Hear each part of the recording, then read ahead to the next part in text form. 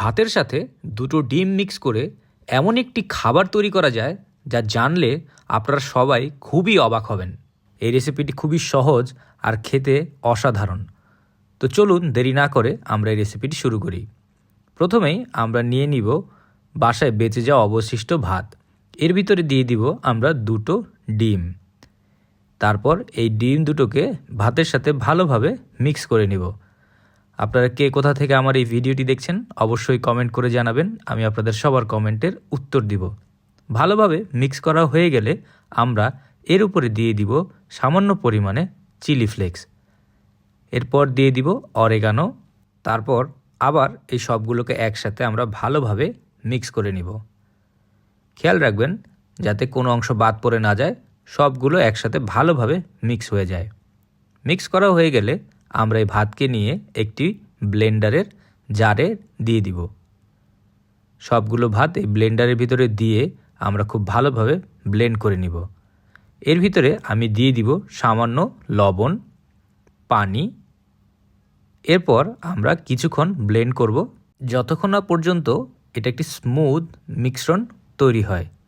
হয়ে গেলে আমরা একটি ফ্রাই প্যানে নিয়ে নিব পরিমাণ মতো তেল, তার উপর দিয়ে দিব বিফ সালামি।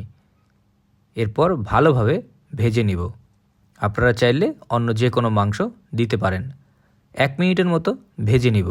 ভালোভাবে ভেজে নিতে হবে, খেয়াল রাখবেন অনেক বেশি ভাজা যাতে না হয়ে যায়। হয়ে গেলে আমরা এগুলোকে তুলে ফেলব। এখন আমি দিয়ে দিব আমার ভাতের মিশ্রণটি ফ্রাই প্যানের ভিতরে। তারপর একটি চামচের সাহায্যে আমি মিশ্রণটিকে চারিদিকে ছড়িয়ে দিব। এরপর ঢাকনা দিয়ে আমি 5 থেকে 7 মিনিটের মতো একে রান্না করব। 5 থেকে 7 মিনিট রান্না করার পরে আমি একে উল্টে দিব। উল্টানোর সময় খেয়াল রাখতে হবে যাতে ভেঙে না যায়। উল্টে দেওয়ার পর আমি এর উপরে দিয়ে দিব পিৎজা সস। হ্যাঁ, পিৎজা সস আমি এর চারিদিকে ভালোভাবে লাগিয়ে নিব। এরপর আমি দিয়ে দিব আমার ভেজে রাখা বিফ সালামি।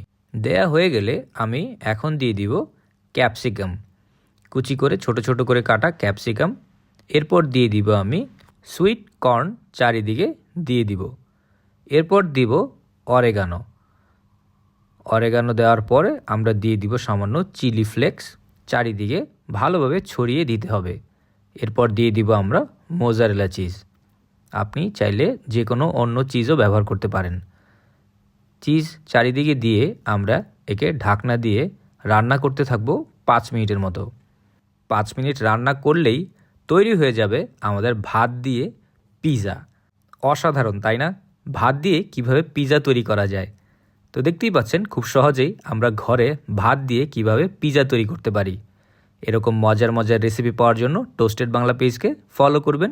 ভিডিওটি ভালো লাগলে একটি লাইক অ্যান্ড শেয়ার করতে ভুলবেন না। সবাই ভালো থাকবেন, সুস্থ থাকবেন।